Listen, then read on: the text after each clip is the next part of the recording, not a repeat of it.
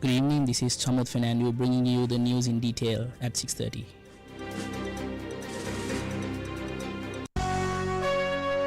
The news headlines on Gold FM.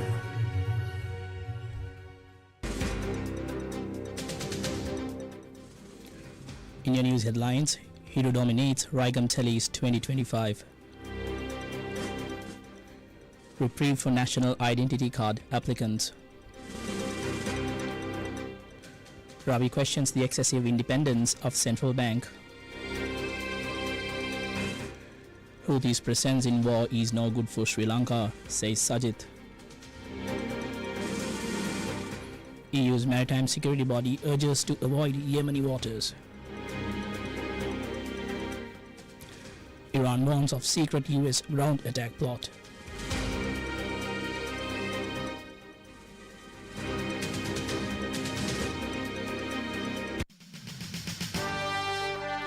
The top story on Gold FM.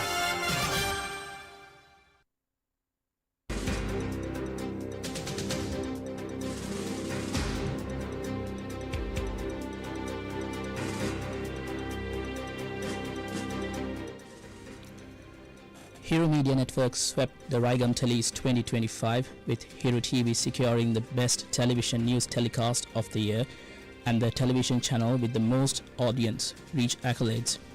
The network's programming achieved significant recognition as Hero Star took the award for media program with the most audience reach, while Pata Kurullo was awarded the teledrama with the most audience reach. Further honours went to Mathakamai for best telefilm of the year and Roshini Vijayasuriya for best television female news presenter in the Sinhala language. Hero TV's Pata Kurullo teledrama actor Sajid Anthony won the teledrama actor with the most audience reach award, while Ram Soya teledrama actress Michelle Dilhara was awarded the teledrama actress with the most audience reach. Hero TV celebrated further success as Abhilashi Santushki claimed a jury merit award for her portrayal of Gauravi in the teledrama Pavi in Asai.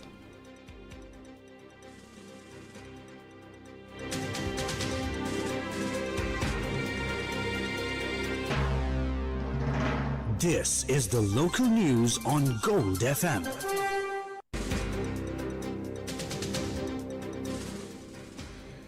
The central bank's current approach to inflation is ineffective as far as growth is concerned. Further, the government should take necessary measures to broaden the tax base without trying to impose more taxes. This view was expressed by former Minister of Finance Ravi Karunanayake. Addressing a panel discussion themed Fiscal Discipline and Inclusive Growth, Pathways to Sustainable Development, the opposition parliamentarian is critical of the view that too much independence is not suitable for the central bank. The central bank is pursuing an anti-inflationary approach, forgetting the growth effort. My belief is, I have been a vocal critic that the independence of the central bank has not been to the best of us. It's absolutely necessary to have independence, but not to the extent that you have a fiscal run by an elected president of the country is also.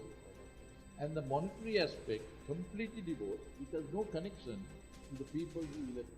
That is the independent central bank. Now, this central bank, after having the independence, has lost its last 6 quarters, have been off the market. Now, why I am coming and harping on to that is, we need growth. We need the supply side. We need to have low capital given to give motivation aspect to the small and medium and to the entrepreneurs. I don't see that happening. If you are, in order to get to those, we need to. Public Financial Management Act ensures that the financial discipline that we have got to, you can only spend 13% of it. You can only spend if you grow the GDP. In order to grow the GDP, the central bank must open the financial aspect of it, the monetary aspect. That is being pursued on an anti-inflationary approach. So where is the growth factor that can come? Karunanayake commented on why he believes that the tax base needs further broadening. I think if you look at, there are 243,000 companies in the register of companies, but only 33,000 pay taxes. So it just shows that the broad basing of our taxes needs to be done. I'm a believer that we have overtaxed the people. My feeling is that there should be a great reduction. So my belief is that we should reduce the taxes to a manageable proportion, where there's no point we taxing when it's ill affordable. Willing to pay but unable to afford is the present day situation. So further taxing the existing only puts us into a devious situation. I believe that pushing it in the range of 15 to 17.5% and ensuring that we broad base, we can get far greater than what it is. The SMEs at the moment, on a 100 rupee sale, 33% goes straight to the government. So where is the motivation aspect for those guys to come forward and move? So I believe that is the first radical change that is there.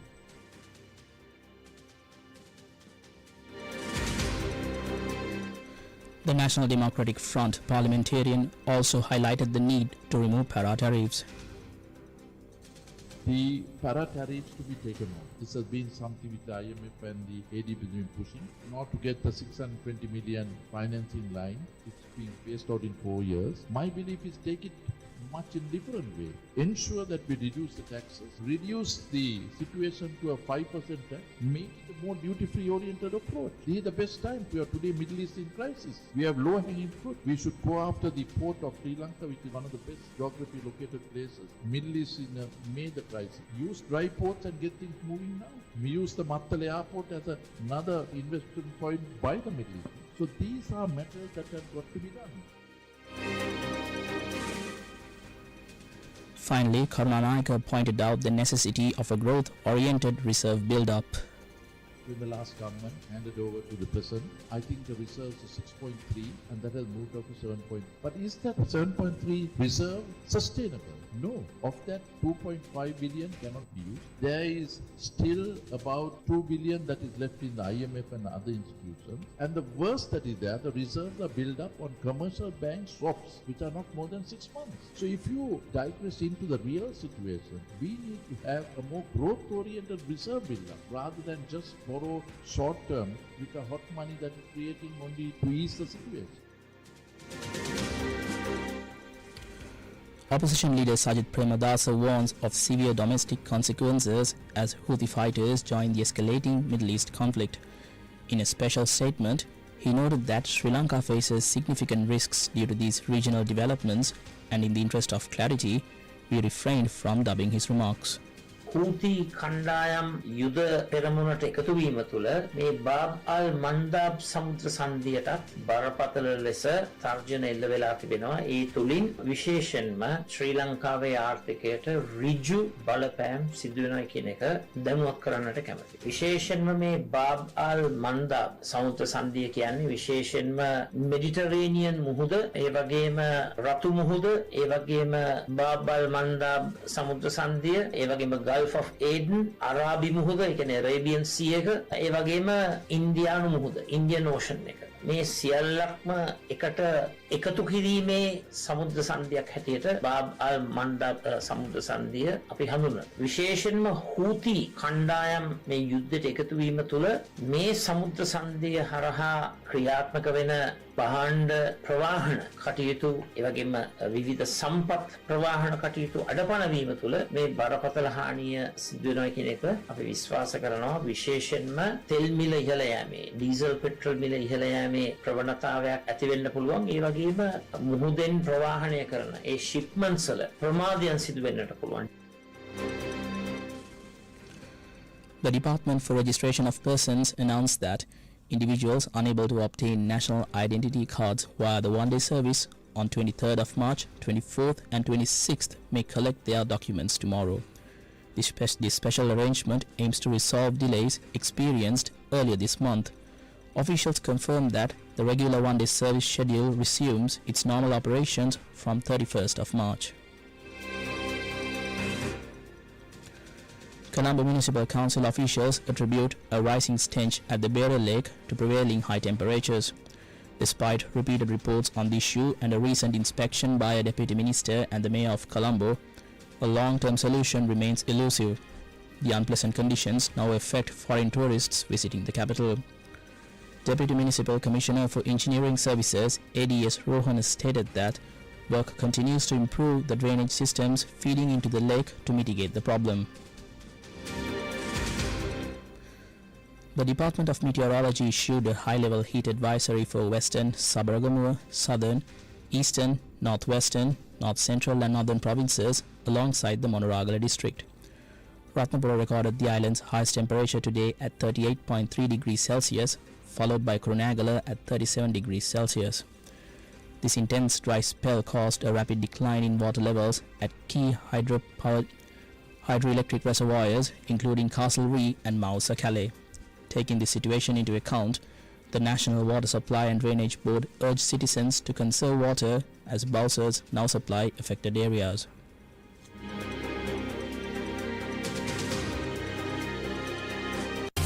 Now for some news in brief.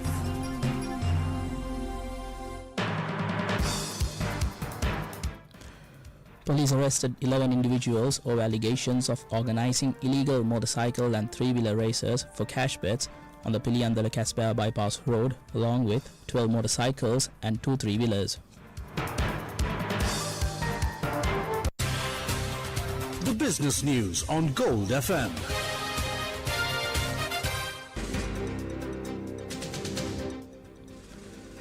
Oil prices could surge well beyond current levels as the Middle East war unfolds. This is as per analysts polled by Reuters.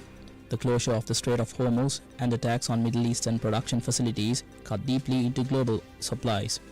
Analysts say that there is no clear picture of when flows will resume.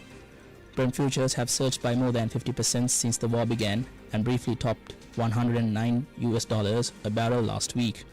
Analysts expect prices to remain higher, potentially climbing to $200 a barrel if Iranian export facilities are damaged. Brent closed at $112.57 a barrel on Friday, up from $72.40 a barrel on the 27th of February. US crude prices also rose during March, with West Texas Intermediate gaining 48%. It is reportedly on track for its strongest month since May 2020. Swiss President Guy Parmelin confirmed that trade talks with the United States will proceed past the initial March deadline. Negotiations aim to formalize a preliminary record to reduce tariffs on Swiss imports. This development follows a period of trade volatility, including a US Supreme Court ruling against previous global duties. It also comes against a backdrop of the subsequent introduction of a new 10% levy. Officials now expect the next round of discussions to take place in April.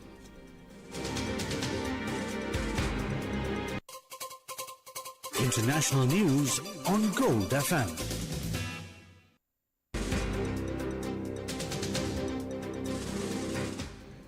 The Speaker of Iran's parliament, Mohammad Bagher Ghalibaf, claims the United States is covertly planning a ground offensive despite the public diplomatic overtures. These remarks follow reports that the Pentagon is preparing for weeks of ground operations in Iran, though approval from the American presidency remains unconfirmed.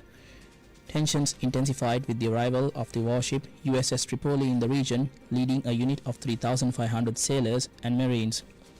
The conflict, which began on the 28th of February following indirect nuclear talks, mirrors previous escalations, including a 12-day war between Iran and Israel last summer. Iranian officials view any potential agreement as a test of American credibility following the US withdrawal from the 2015 nuclear accord. In Yemen, the European Union's maritime security body warns merchant ships to avoid Yemeni territorial waters. This follows missile strikes by Houthi rebels against Israel. While the group has not yet closed the Bab el-Mandab choke point, the threat level remains high for vessels linked to Israeli or American interests.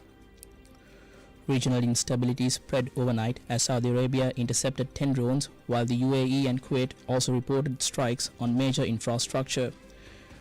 Meanwhile, Iran's Foreign Minister Abbas Araghchi described the death of 3 journalists in Lebanon by an Israeli airstrike as a targeted assassination.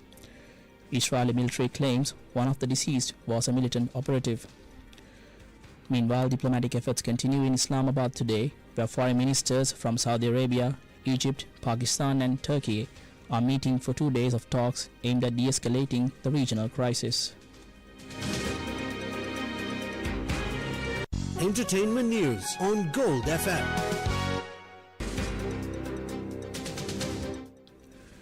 acclaimed director and animator Barry Caldwell, known for his work on in Animaniacs and Osmosis Jones, died at the age of 68. Longtime colleague Paul Dini confirmed the news, describing the late artist as one of the finest talents in the industry. Caldwell began a prolific career in 1980, earning deep respect for his skill as a cartoonist, designer and director.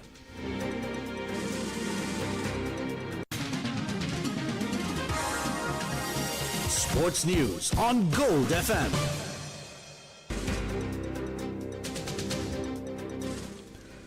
Royal College defeated Isipatana College by 39 points to 13 in the semi-finals of the school's rugby knockouts today. Royalists will play against Trinity College in the finals next week. That's it from the news in detail. Have a good evening.